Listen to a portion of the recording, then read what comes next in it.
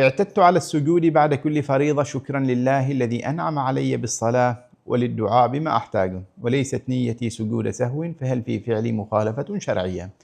السجود شكرا لله تعالى مشروع عندما تتجدد نعم في ذلك الوقت أو عندما تندفع نقم، على مذهب من يقوي الحديث ويصححه أو يحتج به، فهي عند تجدد النعمة أو عند أيضا اندفاع النقم.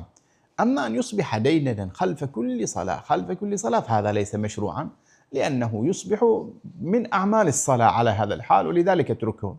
والنبي صلى الله عليه وسلم كان يسجد سجود الشكر، روي عنه في مواضع أنه سجد صلى الله عليه وسلم سجود الشكر ولم يكن ذلك إثر الصلاة، ولذلك لا يشرع أن تأتي به إثر كل صلاة. نعم إن تجددت نعمة وأنت في ذلك الموضع وسجدت لأجل هذا التجدد ولم يكن ذلك دائما تحافظ عليه، فهذا لا حرج فيه، والله أعلم.